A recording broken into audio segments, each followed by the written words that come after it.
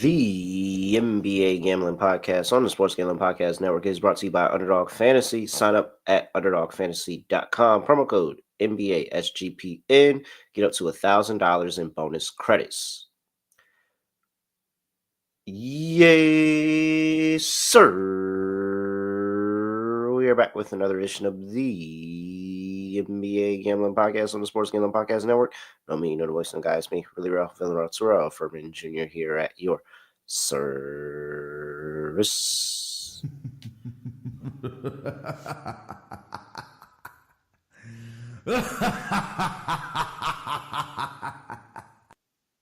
And Tyler Hero now joins John Morant and company over there in Cancun for the end of the season. Very, very convincing fashion. I mean, they actually might have went to Cancun after Game 3, and there were the Monstars with all the talent taken out of them, replacing them for Game 4, because that was just, I mean, completely, just utterly pitiful performance in Game 4 by the Miami Heat. We couldn't even watch the game, by the way. We recorded the WNBA show. Shameless plug there. Yep. Same feed. And we finished, and by the time we finished, the Cavs were up 28 after a quarter. And we're like, all right, I guess this game's already over. So yeah. The Miami first half and Miami first half and Cavs money line dog. Yeah, never stood a chance because the Heat didn't even show up. But no, we did catch the lock over 211.5 because 138 points on one side makes it really, really easy to get to 211.5. Shout out to the Heat for having no form of defense at all whatsoever. Scott Studio Right Show. Scott, what's going on? Scotty, beat me up. Surprise.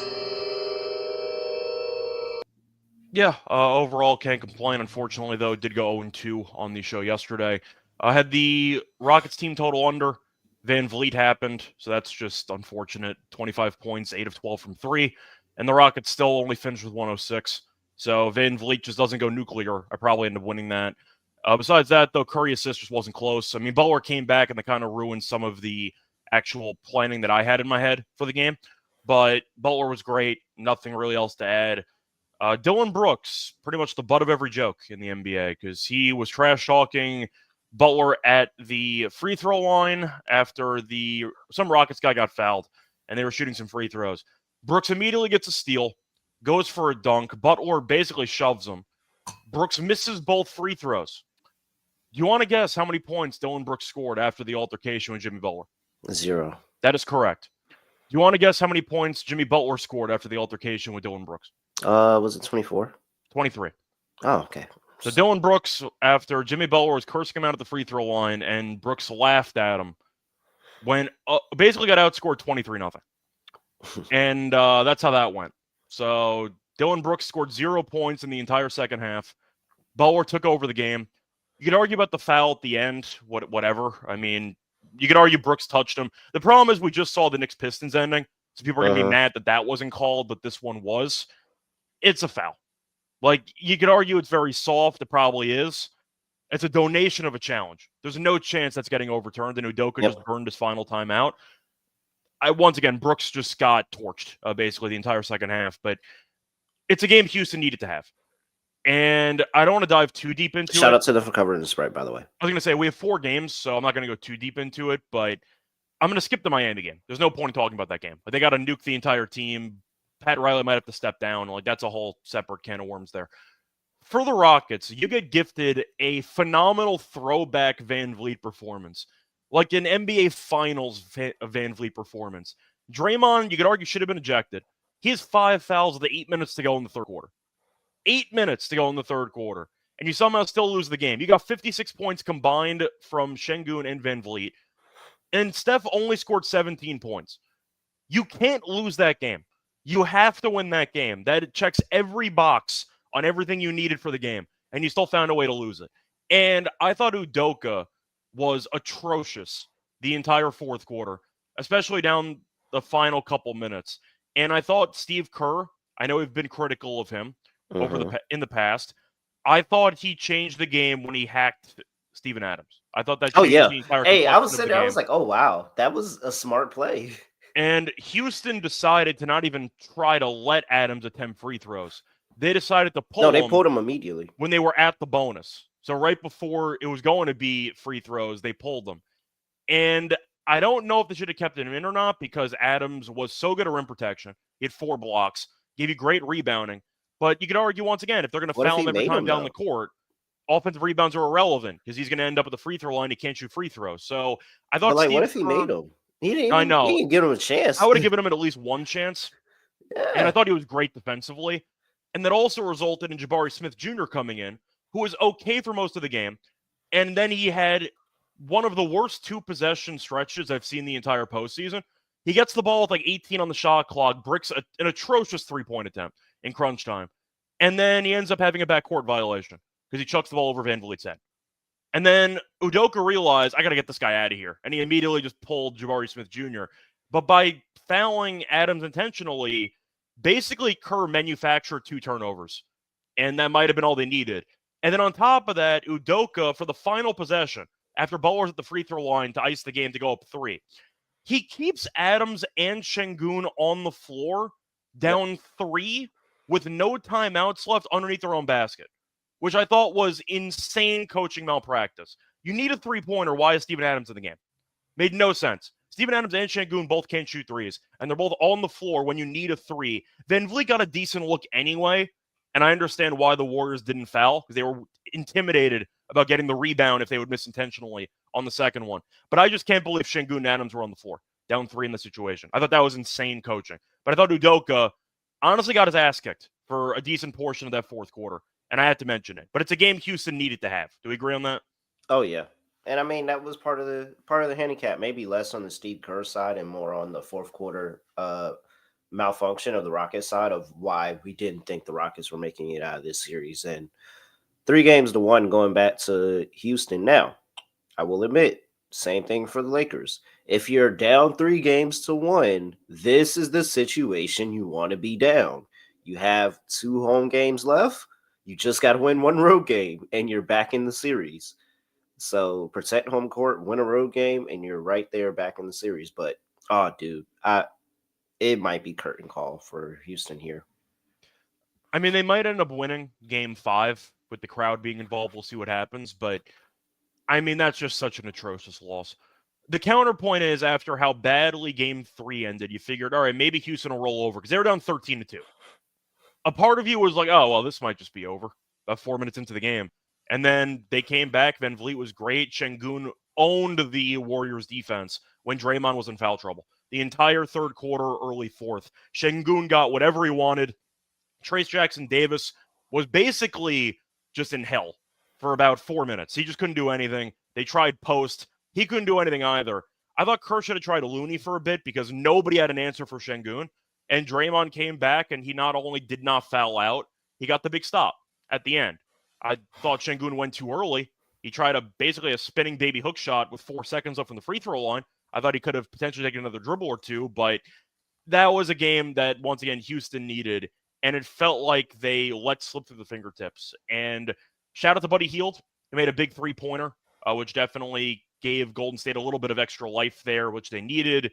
Curry didn't really do much, and it didn't matter because Butler showed up and went God mode in the second half. But that's a game that Houston needs to win. And you could argue, I don't want to make the same comparison to like a Bickerstaff type, but Udoka and Bickerstaff have been viewed as being regular season floor raisers, but their playoff ceiling might be a little bit capped. I haven't really seen either guy improve in the playoffs based on the reputation they had. Is that a fair statement? Because Udoka strikes me as a very good leader, but his in-game decision-making at times can be so underwhelming in big moments that it feels like he gets out-coached a lot in these very close games down the stretch. Now, it's mostly Steve Kerr, because that just so happened to be the guy that he's lost to, basically, in both of his playoff runs. But it does feel like Udoka does not do a lot to manufacture either points or quality possessions down the stretch. And you need that in order to win these tough playoff games on the road. I mean, it was the same criticism with him in Boston. That's my point. Is that like I feel it was, he hasn't yeah, improved nothing's changed. Nothing's changed there. All right. Well, did you agree about my criticisms of Udoka, or you think it was mostly just a team thing? Because I think Udoka was really not great in the fourth quarter. No, I think he definitely deserved criticism, all of that. I think you did an excellent breakdown of the game. I just wanted to shift the gears and talk about the odds on the 100-man versus gorilla uh conversation that's been going on, because I have a strong take, and this is way better than talking about the Cavs game. Yeah.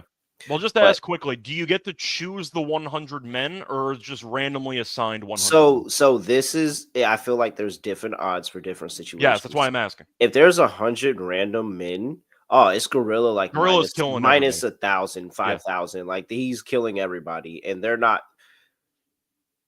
I think that they would have an opportunity if they work together, understanding that some are going to die, and some are probably going to be mauled to the point that they wish they were dead.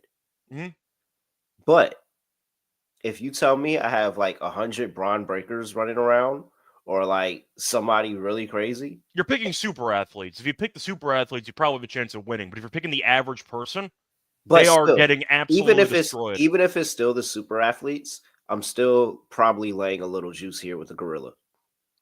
Okay? I think for super athletes, I think I might actually take the athletes.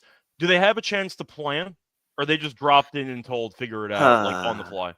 Because planning is a big deal for this. No. Planning is huge for this. Like you have no shot if there's no type of plan. I have to give you the chance to make a plan.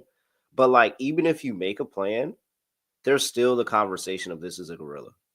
Oh no, correct. That's definitely true. I'm saying if there is no plan, Gorilla's winning every time. Oh if yeah. you can actually plan it out for like maybe an hour or a So, day, however long you can plan it. I think if this is like a situation like on Invincible Duplicate, Yeah. where if it's like that, and you're telling me I can duplicate, well, maybe not myself, but like a superhero. Yeah. Yeah. Okay, great. We're really talking there. You can I get feel like, 100 Brock Lesnar's running around. hey, look, and they're all with the same mind. They all Yeah. understand, and those guys are prepared to be shields 100%. Oh, Yeah. then at that point, it's an even minus 110 both ways. We got a shot.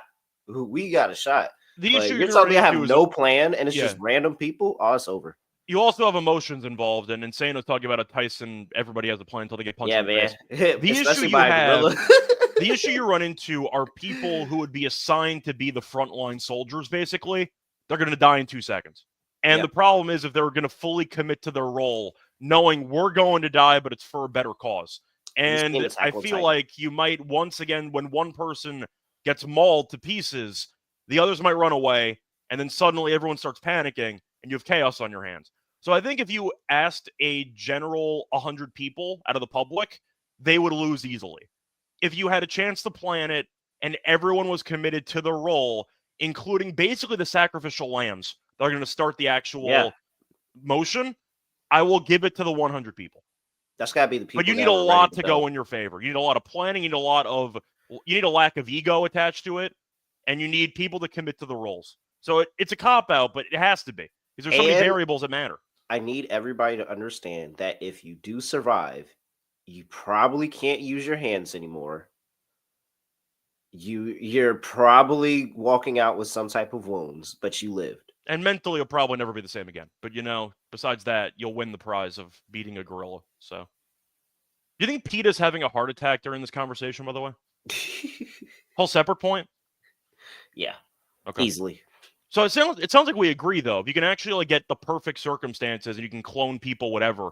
Yeah, no, I really think we have a chance. Like, but if you're just telling me that, like, the random dudes off the street, the random people are getting destroyed, or even if you just told me that this one person felt like he could get 100 people and he could pick the 100 people, I don't trust that random person. Like, I need a legit strategist. Like, we have to figure this out, because once somebody sees somebody's arms get ripped off, all plan is going out the window. Yeah, pretty much. So once again, you need people to set aside ego and to set aside the actual reality situation, which is they're probably going to die, and then they got a chance. But of course, that's not how the human mind works. So that's a whole separate situation. So my answer is 100 men. If you get the perfect circumstances, and we can basically choose every variable that besides, the gorilla itself, then I think you got a chance. But in the average circumstances, gorilla's winning, probably like minus 500. Minus 500, minus 1,000, like average person. That spot to say, I think you have a chance. It is like, yeah, you do. You have a chance, but it's still a gorilla, man. Serious question. Average person, we get dropped there. What the hell are we supposed to do? Nah. We're getting destroyed. What the hell am I supposed to do against the gorilla? I'm just getting my ass kicked. like, and then it's like, even if he's like working on somebody else, he can still like, I don't Yeah. know. Gorillas weigh 400 pounds. I would get destroyed in 2 seconds. Like, as an average person, I would have no chance. You'd have to customize the roster. That's what I'm saying. You have no choice. You have to customize the roster to the exact people that you want. And even then, it might not be guaranteed. no. That's it. At that point, the most I would ever give perfect situation -110 both ways. Okay. Best odds. But once again, no perfect situation. Gorillas easily like -1,000. Arguably Dude. more. It's I mean, rough. put the whole house on him. Yeah, put pretty the much. whole house on Gorilla. All right. First, make sure you give us a 5-star rating and review wherever you get your podcast. Wherever you get your podcast, Apple, Spotify, doesn't matter. Just go out there. The answer is 100. By the way, Bill. The answer is 100. How many Steven Adams would give you confidence? 100. I need massive human beings on every single line. I need everybody. No, because I mean, like that. Steven Adams is a big guy, and so 100 of those. But also the fear is that there's so many that they're getting in their own way, and it's just at this point. I It's thought just the argument would be things. you'd kind of like circle and try to crowd, and eventually you'd be able to maybe overwhelm them from an angle. I think that would be the approach. Yeah, but what if the point is Steven Adams can take him a lot more damage than the average human being by a mile. So I think that. I wonder how many help hits out. from a gorilla does it take to incapacitate? Just one? I don't want to find out, so I don't know the answer to that question. I feel like But if he hits Steven Adams, like I feel like it's a one-shot kill Are we for talking every about- single It person. depends. Can he like power up like melee? Like can he like wind up the arm and then punch you right in the face? No, Like, man. I mean, I feel like whatever. I feel like he could just do a little flick and it's a one-shot kill. I feel like anything the gorilla does to you is a one-shot kill, basically. yeah, probably. Yeah. I have to see footage of a gorilla attack, and then I'll come back to this. Okay. Sounds good. Edge Boost is the first ever bank account built for bettors, ensuring all gambling transactions are approved. No usage fees, no minimums. Earn cashback rewards. 100% approval for all betting deposits. Sign up today at edgeboost.bet with promo code SGPN. Deposit $25 and Edge Boost will match the deposit. That's edgeboost.bet, promo code SGPN.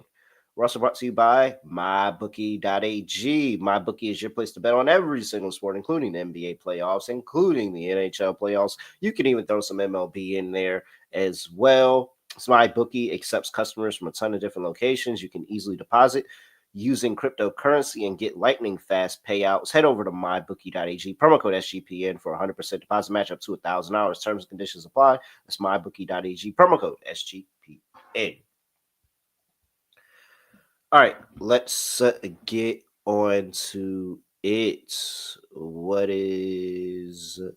Oh man, some people are upset that we were talking about the gorilla conversation. I'm sorry. I thought that was way better than talking about the Cavs or even this Milwaukee Bucks game, because who wants to talk about this? The Milwaukee Bucks are on the road going to play the Indiana Pacers. Pacers are laying 8. 222.5 is the total.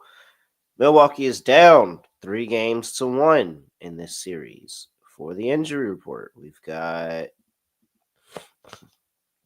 Tyler Smith is doubtful. Aaron Nesmith is probable. And you got Ben Mathurin is questionable. Looks like he could miss another game with that ab injury. Yeah. I preferred the gorilla conversation than this game, honestly. So you're giving them no chance. I mean, like, at what point do you think do they just roll over? Or you think Indiana figures it out eventually? Is it DOA, or you think they actually like give it? I mean, if this is anything like last year, then Milwaukee probably forces another game. But am I going to bet on it? Probably not. I think what do they possibly do right? Like, what could they possibly do right to get this? They have to get another Gary Trent masterclass 30-point game. I'll throw in Gary Trent - AJ Green, because if they combine for like 8 or 10 threes, that might be enough. But you need one of those two guys to basically go nuclear. One or both, but yeah, it can't be zero. And you probably need 40 from Giannis. It's a lot that they're asking for at this point. Like, they just haven't been able to get it done. And for the record, Dame before the injury was really bad in this series, but at least you had to worry about him. He would take pressure off other guys, because at least you'd have to keep in mind that's Dame. We can't let him get into rhythm.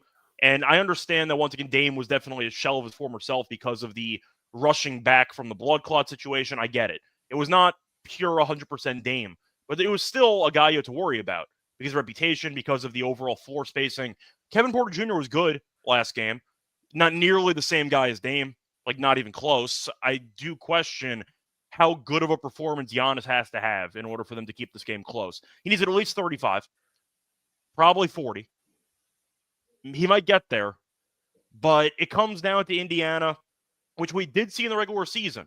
Will they mess around against teams they easily should beat? Because Indiana's been a team to play with their food a little bit, and they will let bad teams hang around, and then they'll make some type of comeback and they'll win the game. I think Indiana's going to win. I think the series is over. But do I think Indiana is guaranteed to blow this team out from the jump? I do not. And we saw this last year, actually, which was in Milwaukee, but still. You would know Giannis, you would know Dame, and Milwaukee somehow won by 30 in the Pat Bev Bobby Portis game. We've seen Indiana mess around in games they easily should dominate. So I think there is a path for Milwaukee to cover. I'm not picking them to win. I'd rather bet Giannis points. The only way they win is if Giannis drops like 35. So I'd rather bet Giannis 35. That's how I would go about it, but it's not even the offense for Milwaukee, too. They can't guard anybody. Nobody. Nothing. that Give me third Indiana team fourth total quarter. over. That 100 third quarter was embarrassing. It was the most 115 and a important half. of Milwaukee's season. And Indiana scores 38 points. And I swear, it wasn't even a fluky 38. Everybody was wide open on every possession. Milwaukee had a defensive breakdown for about 4 minutes straight. It was embarrassing. And that carried over into the fourth quarter. A couple of insane shots. Obi made a mid-range jumper and a couple of shots. And I'm like, all right, this game's just over. You have no chance at this point. But Doc Rivers has no idea how to adjust the defensive rotations at this point. And it feels like he's 2 steps behind Carlisle, which is saying a lot. But I do think that Milwaukee, I like the over in this game. Just picking Giannis to try to carry, and Indiana offensively does well at home. 8.5, though, with Indiana, I am a bit intimidated by, but I think it is Indiana or pass. I can't bet Milwaukee with their current roster, with the lack of firepower they have, and their defense. They can't guard anybody, and it's embarrassing to watch. I will go with, once again, Giannis points over, maybe a parlay. If you want to go for Giannis 40 with Pacers like money line or Pacers minus 3.5, get cute with it. But Giannis needs a monster game for them to have any chance at all. So I'd rather bet the Giannis crazy game instead of betting the Bucks plus the points. Because there's a world where Giannis, like game 1, drops 36 and they get blown out by 20. That's also possible. So just give me the Giannis crazy game. Might be his final game in a Bucks jersey. Give me Giannis to have a monster game. Yeah, I'm out on the Bucks. Pacers all the way for me. Pacers team total over 115 and a half. I mean, they smoked this in every game they won. Yeah. Not even 117 was the closest. Like they've absolutely been really good to this team total. And gosh, the Bucks are just horrible. Bad team. I'm trying to think of what pivots they even have. Your pivots are going back to whatever lineup you used in the second half of Game 3, which would involve, of course, no Dame. But you're using Porter Jr., you're using Trent, you're using Green, and then you're also throwing in Portis and Giannis, and you're just hoping you have enough spacing and shooting to win. That's basically your only chance. You're just hoping that Indiana lets down. That's all you're hoping. That too, yeah. But I'm saying that's the lineup they have to go to. They keep throwing Brook Lopez out there for like 15 minutes, which is the equivalent of the Lakers throwing out Jackson Hayes for 4 minutes every game. Like, what's the point of this? He's a liability every time he's on the court. Why do you even need to give him any playing time at all? That's kind of what they're doing with Brook Lopez. He had a couple threes last game. But Lopez gets killed in transition every single possession, basically. He shouldn't be on the floor. And Doc keeps throwing him out there because he just trusts the veteran guys no matter how bad they look in a series. So, yeah. But Doc Rivers has always been good in the nobody believes in us game, which is always interesting. But that's more of a regular season thing. I'll take Indiana. I prefer the over. Yeah, team total over. Because I don't pick Milwaukee to stop this team. The only question is, can they score enough to keep this game close? So give me the over. All right. Pistons on the road going to play the New York Knicks in Game 5. Another 3-1 series. Knicks lead. Knicks laying 5.5. 214 is the total there. We got is Isaiah Stewart. He's questionable. Isaiah Stewart's questionable. 50% chance of a fight tonight.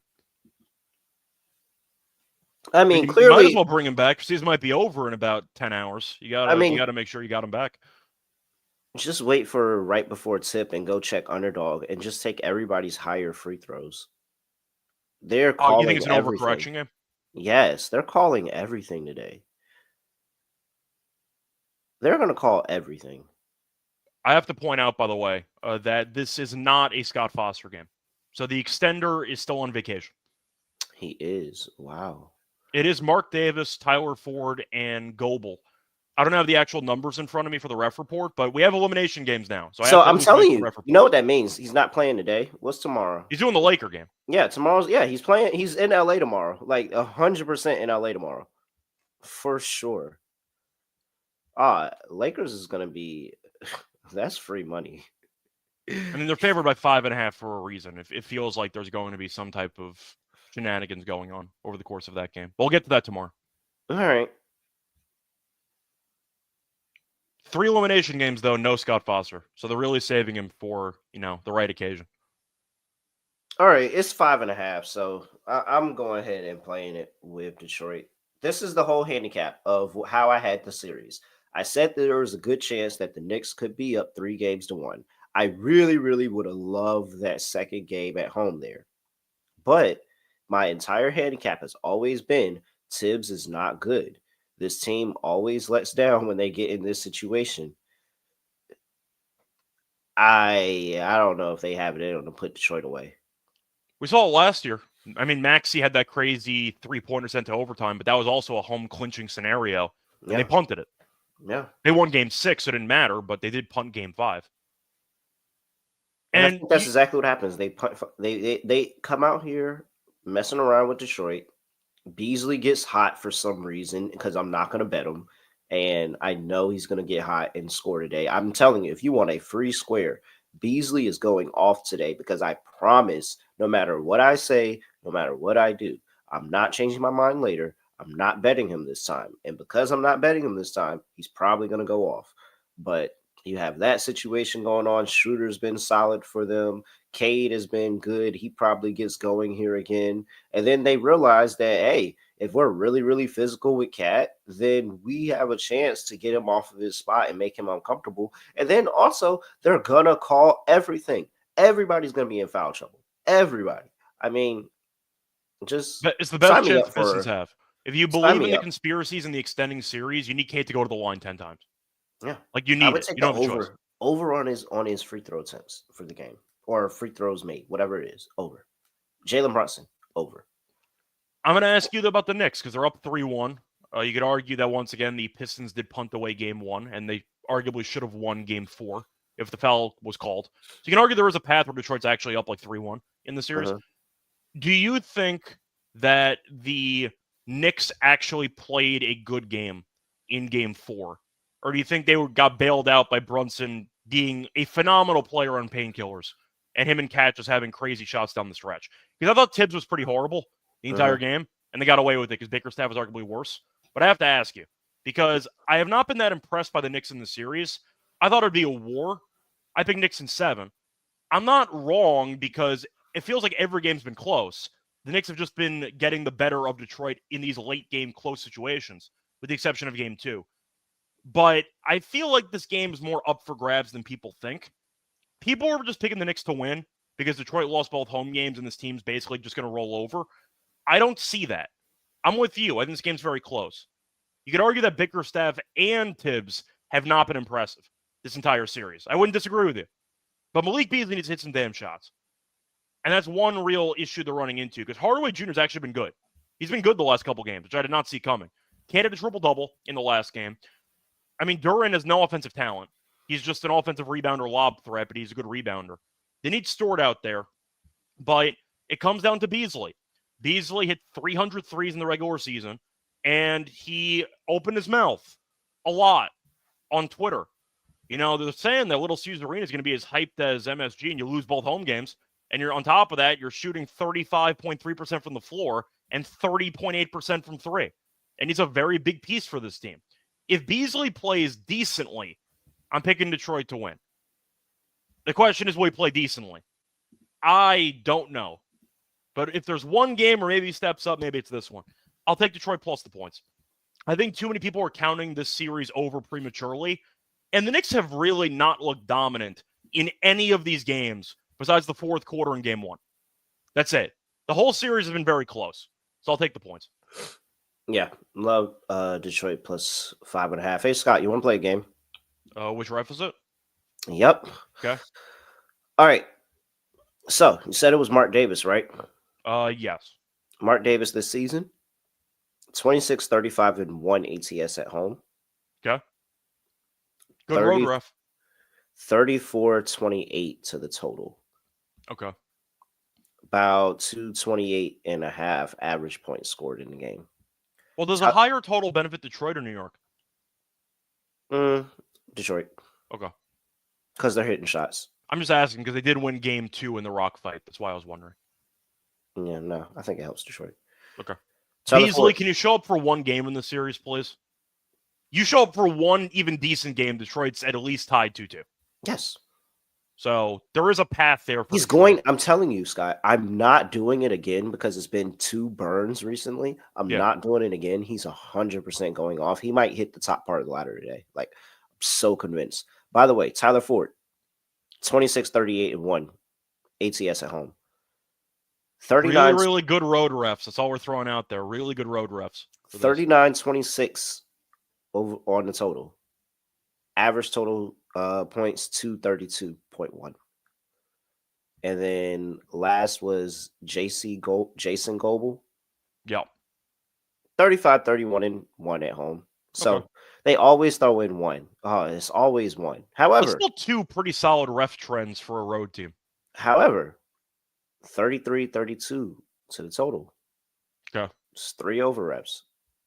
However, he has lower totals, 226.6 on the season. It sounds like we're both on Detroit. Yeah, it's Detroit over for me. The total I'm so torn on, but I like this is the handicap of the series. Like, this is literally how I had the series going. There was a chance that it goes 3-1 and they blow game 5. And you have the Knicks win the game. A lot of the games have been worse. The Knicks can win this game by 2. Like, there's a real path where they win by 1 possession. And maybe the league makes a few calls that go in favor of Detroit after how the way game 4 ended. Maybe. There's like an overcorrection. Detroit gets a very good whistle in game 5. So. Game over. Cool. Yeah. We'll go with Detroit in this one. All right. Well, 2 more games to talk about here. Wow, I actually feel really good about that game. I might end up betting Pistons. Underdog Fantasy.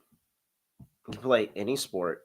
NBA, WNBA, NFL, NHL, MLB. Doesn't matter. Higher or lower on your favorite players' fantasy stats. And boom, just like that, you have a chance to win up to 100 times your entry. Why would you not do that? Go over there and sign up with NBA SGPN. Claim your special pick and first sign deposit offer up to $1,000 in bonus credits. UnderdogFantasy.com. Promo code NBA SGPN. We're also brought to you by Rhythm, your home for AI-backed picks and props. Dominate the NBA playoffs and the MLB prop market with Rhythm. Building your own model is super easy. I'm telling you, it's so easy. I can do it. So just head over there, build your model. You can pick the sliders over for what you value more. Like in the NBA, if you value pace more, if you value defense more, whatever it is, you can adjust the sliders and be able to build your model. Rhythm has some amazing deals going on, 25% off monthly subscription with promo code SGPN25 and a 50% off annual subscription with promo code SGPN50. That is sportsgamblingpodcast.com/rhythm for your 7-day free trial, sportsgamblingpodcast.com/RITHMM.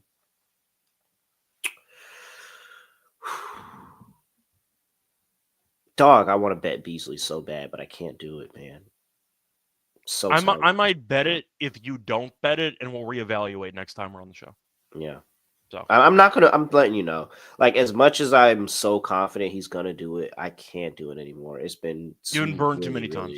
Yeah, man, it's really annoying. Is he on the same list for you as like Bam or Gobert, or he's not there yet because it's more of a long? No, I think it's just like for right now. Like, I'm just pissed off at him right now. I'm sure that he could make it up to me with some effort, but I'm not doing it right now. Nope. All right, the Atlanta Magic are on the road, going to play the Boston Celtics. Celtics are laying 11.5. 198 is the total. injury report here, and we have nothing for Orlando. Drew Holiday is still out, and Jaylen Brown's still questionable, but he's probably going to play. Scott, Orlando is down 3-1. However, are they watching the games? Because they keep covering? Yeah. They didn't cover last game, but they tried their hardest. Well, they covered this 11.5. The 11.5 they did. I'm saying they did not cover the spread in game 4, but they tried their hardest. But, I mean, maybe my eye is different. This clearly Drew Holiday is the piece that can't leave this team. Yes. For series down the road, they can still beat Orlando, but they can still beat bad Orlando. But like Drew Holiday, as much as I was, and you know me, I'm feeding into the Celtics hate, and so you're telling me that Jaylen Brown has a banged up knee? That's interesting. You're telling me Jason Tatum's wrist hurts a little bit? That's interesting. The Drew Holiday thing is actually really, really interesting because the defense that he had on Paolo Banchero and Franz Wagner. So what they're now doing with him out of the game is insane. It's not a coincidence that the first couple games were rock fights, then Drew got injured, and now both games have flown over the total. It's not a coincidence. At all. So. I mean, there's no shot. I think there's no shot Boston covers 11.5 here. I think it's a massive spread. I get the argument is, well, Boston on paper should smack this team. You're right. 100%. But Orlando does a better job defending Boston than arguably any other team in the league. So Orlando's given this team problems all the damn season. Scott, I had this take, and I felt like I was wild for it, but I don't really think I'm wild for it. But outside of the Cleveland Cavaliers, I think the Orlando Magic are the best team in the East to beat the Celtics. In the East, I would doesn't mean probably. they will. Doesn't mean they will, but compared to, like, if you gave me Orlando and any other team in the East outside of Cleveland, I'm like, yeah, I'd rather take my luck with Orlando. And some people argue, well, what about the Knicks or whatever? I think the Celtics beat the Knicks in like 5. But yeah, I don't think the Celtics are nowhere near struggling with them like they are with Orlando right now. This is something that Mosley's figured out about Missoula. It just feels like even though the offense is a mess down the stretch, and Franz is taking an insane amount of threes, even though he can't shoot. Banchero's been great. He's had a pretty consistent series so far. That's basically it. Those are the only two guys worth a damn, like on the entire team offensively. And yet every game feels close. Orlando, I don't know if they've just solved the isolation-heavy offense that Boston runs or how they go about it, the physicality maybe, but Orlando really is an annoying team for Boston to deal with. They've been winning these games, but I tweeted about it. They look so unimpressive right now. And Orlando, maybe it's the physicality or how ugly they make the game just by mucking it up themselves. Boston's had a really hard time blowing them out. Even game 1 was somewhat close. Orlando was leading at halftime in game 1. Then Boston blitzed them and the game was over in the second half. But the point is Orlando's had moments in each of these games, and they even won a game, which we did pick. Now, I know we both have Boston in 5. You also have Boston in 6, so you're rooting for a couple of outcomes here. But the point is, we thought Orlando would get at least 1. And they did. Do I think Boston's going to win this game? Yes. Do I think it's possible for them to pull another Trae Young loss game where DeJounte misses? Hey, you knew where I was going with this. Of course. You knew where I was going with this. Dan Hunter. And here's Young. Backtracks. 5 to shoot. Young lets it go. And hits! Woo! Ice cold. Same scenario. 3-1. Gus Johnson has to do more basketball games. He used to do the tournament. He was my favorite NCAA tournament announcer. But now he does Fox games for the most part. But he does college a lot. And I think he's a broadcaster for the Bucks, or he used to be. I don't know if he still is. But the point is that in that game, Boston was favored by a ton. DeJounte wasn't playing. And people said, oh, Boston by 30. And then Atlanta won the game. I think there's a path where Orlando keeps this game very interesting. Doesn't win. They could. I'm not going to pick them to. But I am going to pick Boston to win a very close game. I like Boston 1-10. They mess around, kind of like what we saw in Game 4. They find a way to survive, but survive's the way I describe it. It's not pretty. Jaylen Brown's battling injuries. He looked horrible in Game 4. Tatum's been great, so props to Tatum. Porzingis was pretty good as well in Game 4. I just have not seen enough consistency from the role players, and I feel like that's why Orlando can keep this close. They've been good at defending the 3-point line. Uh-huh. Give me Orlando to hang in there. Boston 1-10. Yep. Orlando plus 11.5. Love it. Uh, I think I'll go over. yeah. I mean, they've been going over without Drew. And it's honestly because like Friends and Paolo don't feel the pressure that everybody else feels. They look Like, great. Besides like- Franz's 3-point shooting, I think they've actually looked very good in the series. If Orlando had one more person, literally anybody else that could get their own bucket. Does Jalen Suggs count, or you mean somebody in free agency? Mm, I have to I ask. don't know. I don't think Jalen Suggs would offensively be the best in this series because it just feels like Derek White would have that handled. Just throwing it out there because I think So, we all agree I think Orlando's like one piece away offensively from being an actual, like, I don't want to say contender, but a team that'll win at least one round. Oh, dude, what? Like they at least against Boston, like if they get one more really solid piece to add along with Jalen Suggs, they could really give them a game, like a series. Like maybe not win because they need the veteranship in a game 7. But dude, this Orlando team is gonna be interesting to watch. And this is gonna be a team that in the future, I think the Celtics are gonna be like, let's not play them anymore. Even though we got them up out of here in 5, maybe 6, let's not play them anymore. If Suggs was playing in the series, I think they would have won another game. Yeah. Celtics would have won the series, but I would have had Celtics in 6 if Suggs played. But props to Orlando. It was a really, really shaky season. You hung in there, battled the injuries, made it out of the play-in. And you know what? You put up a good fight against Boston. Way better than some other folks. Correct. Way better. Way better than some I'm not other saying folks. Orlando would have won a game against Cleveland. Maybe they would have, maybe they wouldn't have. But comparing them to the other play-in teams like Memphis and Miami, and if you want to throw in some of the other I mean, Golden State might actually win a series, so Golden State's a bit different. But you know what I'm trying to say. Uh-huh. There were a couple of really, really bad play-in teams. The Magic are not one of those teams. Yeah. Orlando's actually a respectable basketball team, which needs some work. I'm not going to tell you right now that they're ready to roll, but they're on the right track. And that's saying a lot for Orlando, who's been kind of in the dark ages for like 10 years. Next year, they're going to be the 4 seed. I hope to stay healthy.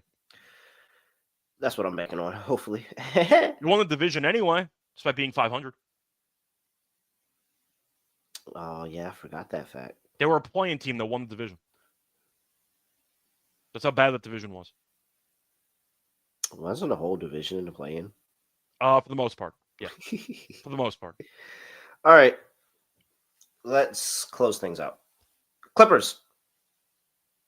On the road, going to play the Denver Nuggets. Nuggets open up laying 1. This has gotten as high up to 2 and then got bought back down to 1.5. 208.5 is the total. Let's see. Nothing for the Clippers.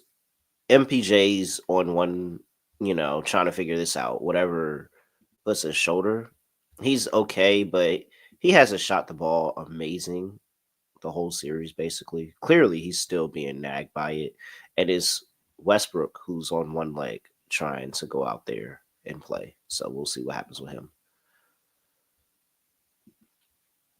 So here's my thing. This is a 2-2 series. I could argue that it could be a 4-0 sweep. Is it an argument? It feels like the Clippers could easily have won all 4 games. Yeah. Game 4 had a very weird script, but if you factor in how well the Clippers played down the stretch, it could have easily been a 4-0 series. If they went to overtime, it's over. They're not surviving. The Nuggets are not surviving another 5 minutes in that game. Everyone's playing like 50 minutes. No, Denver was running out of gas. They were not surviving another 5 minutes in that game at all. And ultimately, that's what I feel like, Scott. I feel like Denver's running out of gas, and we're getting to the late parts of this series where you got to have the legs, and I don't think they have the legs. In fact, they're barely getting to the finish line. I just talked about MPJ, just talked about Russ. Like, they're not okay here. Jokic was talking all season about how his back hurts. I know he's feeling it. It's not like it's anything that's stopping him, anything that's affecting him, but he's feeling it. These teams are on tough legs here. When it gets to the fourth quarter, they got to close out, and I just don't know if they're going to be able to do that anymore. I really think that they've gotten the rabbit's foot out of them, and that's it. It's over. I think the Clippers are going to win these next 2 games. This is such an annoying series, and we both felt very good about the Clippers. And we should. They've been the better team for this series for the most part. They've kind of punted away 2 games. Yeah. The way that I look at it, though, and maybe it's just me, I am so fed up with how much praise Ty Lue gets. I think he's been atrocious this entire series, and he never gets held accountable ever because LeBron won him a ring. And I see a bunch of people, whether it involves podcasts or people on TV, people inside the NBA, and they constantly tell me that Ty Lue is this elite coach. He's one of the best coaches in the league. And we get to the playoffs every year, and somehow they're in a war with a team they're significantly better than. Every year. It's the same playoff script every damn time. And the question is if they're going to figure it out over the course of the end of the series. And Ty Lue's reputation of being a guy that will basically punt games but win series. And that's what he's known for. That's his reputation. There is no way the series should be tied 2-2. This is embarrassing that it's 2-2. I can understand losing game 1. That wasn't really his fault because you had 20-something turnovers and Kawhi turned the ball over at the end on a really atrocious turnover with Jamal Murray. There's no way that you should go into game 4 and trail by 22 points against this team. That cannot happen. That is something that cannot happen. And he never gets held accountable. I think Ty Lue is the most overrated coach in the league. And I've been talking about this for years. I'm not saying that, once again, he's a terrible coach. That's not what I'm saying. But I do think he's viewed as an inner circle, very good coach. And he has won a ring with LeBron and Kyrie, carrying his ass to a 3-1 comeback with Draymond being suspended, LeBron and Kyrie walking into basically 80 points combined in the last 2 games of the series. I just think the Clippers are in a classic Clipper spot where they mess around, let a bad team hang in there. Suddenly it's 2-2. The Clippers remember how to play basketball and go, oh yeah, we just do this and we win the series. And they win in 6. Give me Clippers in 6, and they win this game, and they win game 6. But damn, I'm tired of this Ty Lue narrative because he constantly has his team play down to competition in the postseason, and every series that feels like it should be easy turns out to be a sweat for no reason. I think they'll win. Give me the Clippers tonight. But damn, I'm so unimpressed by Ty Lue. And I feel like he's given such a certain, I'd say, reputation that I don't think is earned. And it does really bother me. So that's my thoughts on Ty Lue. But I do think the Clippers will win the series in 6. I don't know if we agree on that or not. No. So I know sometimes when you go on a rant, you just got to step back for a second, let you get everything I'll let you off. counter if you want to. No. I agree. I agree. I think Ty Lue is overrated in terms of what people have him as, but I don't think he's like horrible. Yeah, like, that's what I'm saying. I think he is a good coach that's going to fine. get your team to the playoffs, but he's not going to be the reason you win a championship.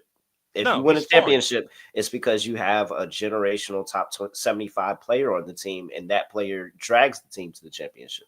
Yeah, LeBron and Kyrie had an all-time great duo run towards the end of that series, and that's why they won and Draymond got suspended. But, I mean... And so that's where I'm like, that's where Ty Lue... Now, Ty Lue does... If you are not a great coach yourself, he's going to coach circles around you because Ty Lue only has to make one adjustment, and then if you're not going to adjust off of that, well, the game's over. But it's when you make an adjustment to his adjustment and where Ty Lue is like, yikes. And that's where the frustrations come. And so that's why, we said we thought it was crazy that they opened up a dog. We still took them as a favorite, laying, and just took the money line price. I still feel good with them winning the series, by the way. Oh, no. And the 1.5 price, it still feels good. But it's the fact of there's always some type of temperament. If Ty Lue wasn't the coach and there was a better coach there, I would have told you this probably would have been 1 Denver. I think I still probably mentioned it being 1 Denver. And I got to mention, by the way, if we're talking about coaches, one of the angles is, you got Ty Lue against an interim guy. You could argue Jokic is coaching the team more often than not. The fact that it's a 2-2 series, check-in. I was going to say, the fact that it's a 2-2 series against an interim coach who's coached like 4 games entering the series, and you're viewed as a top 3, top 5 coach in the league, this is embarrassing. It's 2-2. Embarrassing. By the way, if you didn't know, we're on the Clippers still. We're picking the Clippers because they're so much better than this other team. I just can't believe we're at 2-2 again. Feels like every Ty Lue series is always, it's 2-2. Oh, how'd the Clippers drop that game? What's up with the Clippers? And they find a way to win the series anyway. But he just dropped so many games against inferior teams that it's insane to me that people think Ty Lue is this elite coach. I think he's fine. I'm not saying he's a terrible coach. He should be better than Adelman. I think it's been somewhat close in this series, which is crazy to think about. Adelman and Jokic are like even with Ty Lue. And Ty Lue is viewed as being this elite head coach. There's a problem there. There's a disconnect. And somebody's got to call it out. And I think that's me. Somebody's got to call it out. Is that a fair statement? I don't think Ty Lue's coach circles around Adelman and Jokic the entire series. No, I don't. That's a problem. This is just where he thrives. Yeah. Game 5, Game 6. The lesser competition, that's where he thrives. He usually shows up with a good game plan later on in the series, but the annoying part is, why did it take you to Game 6 or Game 5 to figure out what the hell to do with an inferior team? It happens every year. All right. Lock, dog, underdog. Scott, 3 straight locks with the new system. Yeah. Crazy. I already took the Clippers last night, Scott. Okay. I'm just throwing that out there. Orlando plus 11.5. Okay. Gosh, that's too many points. Like, are they not watching these games? These games are close every single time. Anytime that Boston goes on a run, Orlando goes on one right after. I'm trying to figure out how you're going to squeeze Indiana into this. Nah. You're not? Really? Nah, I'm good. Okay. I'm good. You made it sound like Milwaukee was DOA. I figured you're just going to pick Indiana by like 11. No, we could have skipped that game today, and I wouldn't thought anything of it. Okay. But I do think that Indiana team total is pretty good. I don't trust it. I just know that if I lay any type of points on Indiana, they're gonna mess around and try. Yeah, they're gonna make me regret it. So I wouldn't do that. No. Dog. Oh, by the way, we skipped the total in the Nuggets game. Under. I'm not taking an over in the series. Yeah, under. Screw it. Well, do the Knicks come out the gates just flat? They might. Give me Pistons first half. Okay. Money line for my dog. For that price, because I've seen them blow games in this series before. So let's go ahead and get that plus 155. Yeah, that's the best price I see. Yep, let's do that. So lock Orlando plus 11.5. Dog Pistons first half plus 155. All right. They killed me last episode, but I think I have to do it. For my lock, give me the Clippers. Minus 1.5. If they lose this, I might never be able to bet on Ty Lue. We should have had this discussion about Ty Lue last game, and that's our fault. That's our fault. Well, it was also weird because they played the Saturday game, and then I think I did the episode with Lonte, so we didn't have the exact reaction time with us to actually do the show. I think it was just us having different co-hosts at the time. We would have talked about it, but it was also after they won game. I wasn't on that one. Yeah, I was about to say saying you weren't on that one. But I still was on Clippers. I was still on Clippers anyway. I'm saying the Clippers did win the previous game by like 30. So I'm not going to get mad at us. If we ended up having, I feel like if we had the Ty Lue conversation, we could have talked ourselves off of that. But this is a very good bet, Scott. Continue. Yeah. Point is though, I'm taking the Clippers. They killed me in game 4. I had the -6. I'm hoping they go to the zone quicker because that zone had the Nuggets stumped for basically the entire fourth quarter, and that's how they got back into the game. Besides Powell making some shots and some offense going their way, they finally came up with a new defensive game plan. Thank you, Ty Lue, to make the game interesting. It was too little too late, but they were down 22. And that's a win where Denver survived, but the Clippers might feel decent about how that game ended. And I do think the Clippers are the better team, in my opinion, a wide margin. Porter Jr. was great. He's battling an injury. They ran out of gas. The problem is Denver has no bench at all, and we saw Westbrook miss the last game.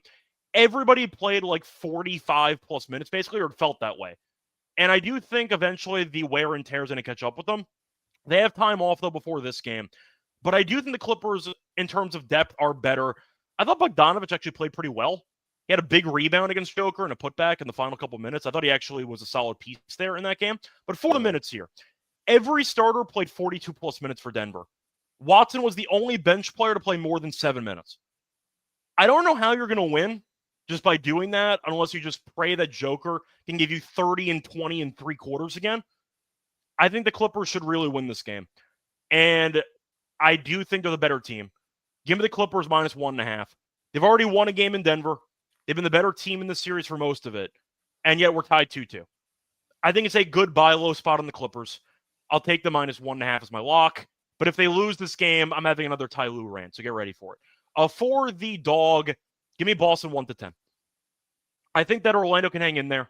They've shown a lot of fight, and they've shown that they can be a very annoying matchup for Boston.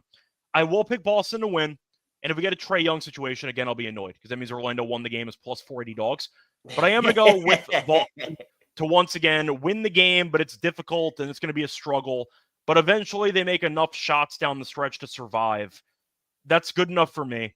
Give me Boston 1-10 at plus 205. All right. Underdog Fantasy. I wish the free throws were up now. Well, it would correlate to Cade points if you wanted to make that argument. Yeah, let's go ahead and do it. Yeah. He's going to shoot at least 10, north of 13, 14, 15. He's going to need it. The only game they won, he attempted double digits. Yeah. And then Bickerstaff complained about the refs for the last couple games. So maybe they get a couple calls. All right.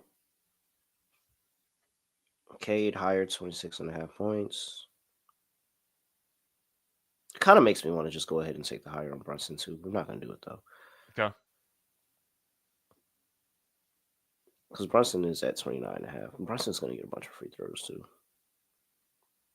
Oh, the officiating of that game is going to be comical. Oh, we can go with one of the stars in the Orlando and Boston game. Yeah, we can pick whichever one. They've both been good. Paolo? Yeah, man. They really just don't have an option. And he's been walking into a really good game. He's at 29.5. Franz is at 23.5, though. It is a low number for Brunson, but you could argue if he's still not 100%. I mean, I don't know how injured he actually was because he was phenomenal that entire fourth quarter. Mhm. But you can argue if the Knicks end up in even a close game, Brunson probably is 25. Unless you think Brunson just has a fully off night, which we have not seen yet. I mean, I think it's going to be a close game. He's going to take over in the fourth, too. Let's just go Brunson. Yeah, it's fine. He gets all the usage anyway in the fourth quarter.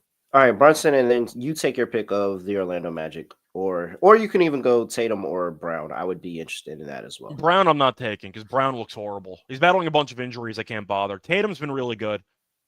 What's Tatum's number at? 27.5 for the points. What is he at, like 36 the last two games? Yeah, I feel like it. You know what? We'll go with Paolo. All right. I want to take Franz, but he's taking way too many threes and the guy can't shoot. It's really frustrating. That's gonna come back to bite at some point. It will. I understand why he's taking him because Boston's intentionally sagging off, daring him to beat them. But he can't beat them from out there. You're not going to win by stubbornness. You can't shoot. It's fine. We love you anyway, Franz. You can't shoot. It's fine. I do really like OG tonight. I already bet him. So I like OG. My concern is if he gets the Cade matchup primarily, he might be in foul trouble pretty early on. Oh, that'd be sick. That could be a problem. Yeah.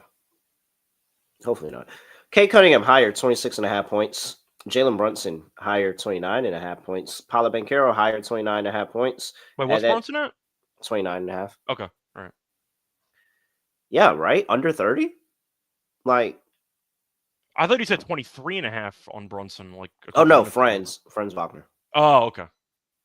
Yeah, that was Wagner. That was 23.5. Does that change the Cade? Look, hearing Wagner at 23.5 and Cade at 29.5. I mean, if we're picking Detroit to win, then Cade probably goes for 30. I mean, not Cade. I'm sorry, Paolo. Does that change your look on Paolo Franz? Honestly, probably, yeah. Go Franz. I think I'd go Franz. 23.5 so low for the usage he's getting. Yeah. Paolo can easily still go for 30, but 23 is too low for a guy taking that. I'm just afraid of Paolo going for 28, and then I'm really upset. There's just so many shots though for those two guys because they know that nobody else in the team. Nobody else can score, and No. and I mean, like they continue to do. Yeah, I'm fine with it. Yeah, All right, I'm fine with it too. Franz Wagner 23.5. I'm sorry, this is update. Franz Wagner 23.5. Jalen Brunson 29.5. Cade Cunningham 26.5. Higher on all, and really simple. Wow, That feels very chalk actually today. Mhm. 6x, $100 get you $600 over there. Underdog Fantasy. Scott, anything else for people before we get up out of here? Not really. Once again, I know that you're not going to be available for the rest of the week, so I'll be taking over with Lonte because you're going on vacation. So enjoy your vacation. Not going to say where. It's classified. Also, good luck with your audition. Classified. But I do think at the end of the day, it should be a pretty fun week of basketball. We had 2 really bad sweeps with the 8 seeds, as was expected, if we're being honest here. But most of the rounds have been entertaining. We got a lot of really close games over the last couple of days. So hopefully we'll get a couple more tonight. Should be fun. But I do think at the end of the day, you're looking at a pretty fun, once again, playoff so far in the first round. We'll see if we get a couple game 7s or not. But I'm expecting some fireworks tonight. So looking forward to it. All right. Well, with that, he's at Red Show Radio. I'm at really real __. Make sure you give us a follow at SGPN NBA on X and NBA SGPN over there at Underdog Fantasy. With that, that is it. Have nothing else to say, nothing else to do. No other way of hitting the podcast. Just going to do like this. We are out of here.